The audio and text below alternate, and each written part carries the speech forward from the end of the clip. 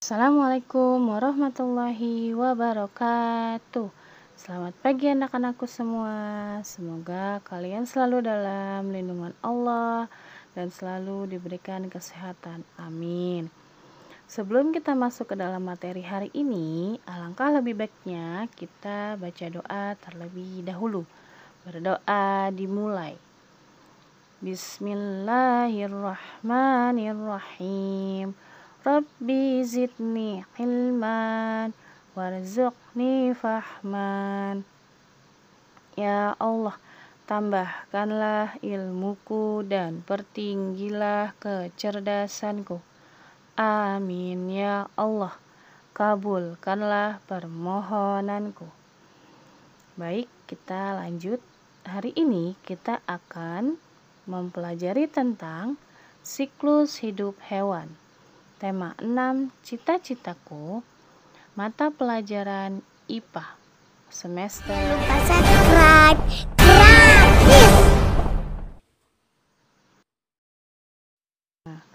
Sebelum kita memahami tentang daur hidup dan metamorfosis beserta contoh-contoh hewan, kita mengamati siklus makhluk hidup. Di dalam siklus makhluk hidup terjadi pertumbuhan dan perkembangan. Pertumbuhan itu sendiri artinya adalah perubahan bentuk karena adanya pertambahan tinggi dan bobot tubuh. Sedangkan perkembangan adalah proses pematangan fungsi alat tubuh seperti alat perkembangbiakan, kemampuan gerak, kemampuan bicara, dan kemampuan berpikir. Nah, sebelum kita memahami materi lebih dalam, Ibu akan bertanya kepada kalian, apa itu daur hidup? Daur hidup adalah tahapan pertumbuhan hewan dari kecil sampai dewasa. Nah, di sini ada dua gambar. Mari kita amati ya siklus hidup pada hewan ayam dan kupu-kupu di bawah ini.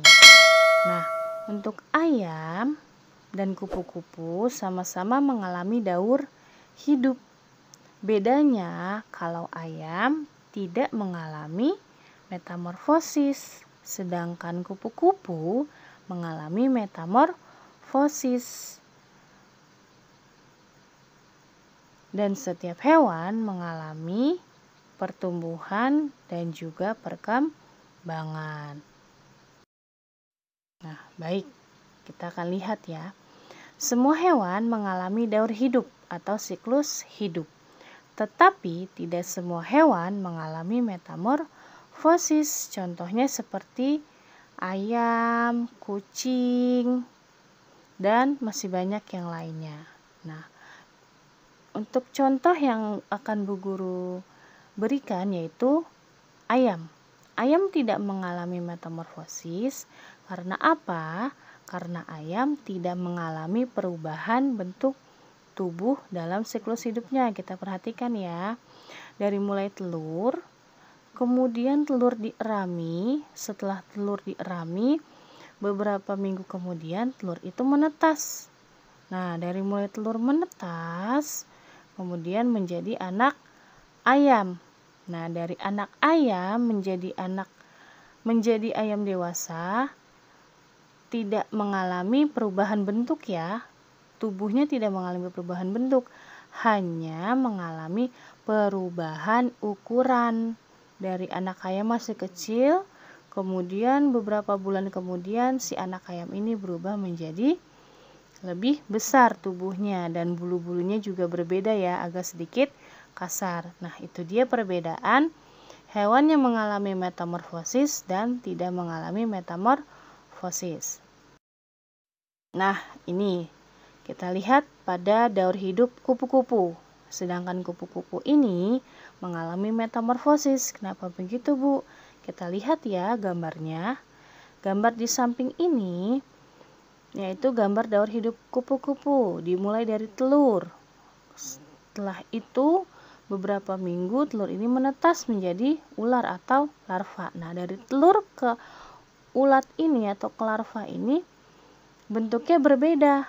Nah, makanya kenapa si kupu-kupu ini dikatakan mengalami metamorfosis, karena dari mulai telur menjadi kupu-kupu dewasa itu mengalami perubahan bentuk tubuh pada setiap daur hidup atau siklus hidupnya. Lebih paham lagi, mari kita perhatikan lagi ya. Setiap hewan mengalami siklus hidup yang berbeda-beda. Ada yang mengalami metamorfosis dan tidak mengalami metamorfosis.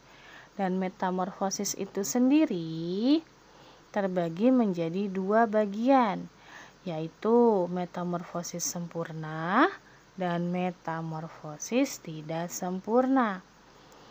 Metamorfosis sempurna terjadi pada bentuk tubuh hewan saat lahir yang sangat berbeda dengan bentuk dewasanya atau hewan yang dewasa.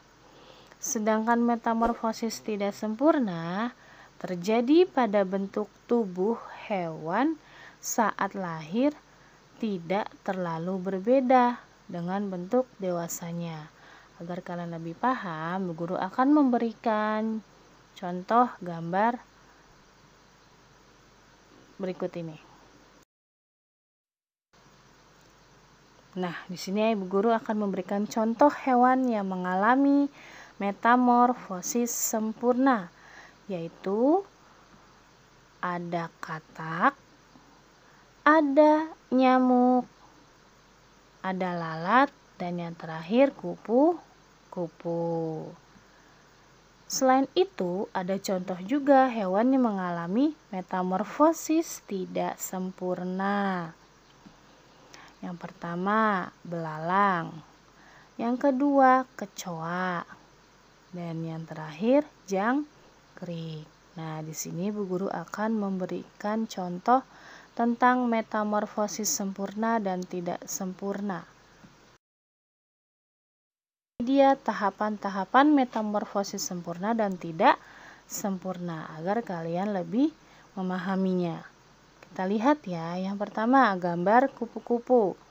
Nah, kupu-kupu ini memiliki tahapan yang cukup panjang, cukup banyak dibandingkan metamorfosis tidak sempurna. Nah, mengapa demikian? Karena si kupu-kupu ini mengalami perubahan bentuk pada setiap daur hidupnya atau siklus hidupnya berbeda-beda, dimulai dari telur, ulat, kepompong, sampai ia menjadi kupu-kupu dewasa. Nah, sedangkan kita lihat gambar di sampingnya, yaitu belalang. Belalang, mengapa bisa dikatakan tidak sempurna? Karena dimulai dari telur, kemudian telur ini menetas menjadi nimfa atau belalang muda.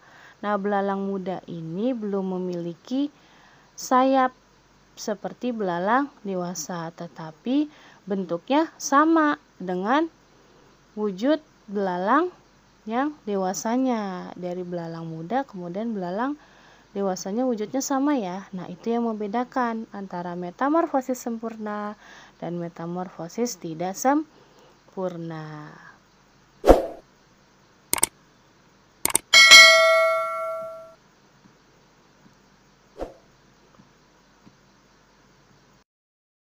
Terima kasih untuk materi hari ini. Semoga bermanfaat untuk kalian.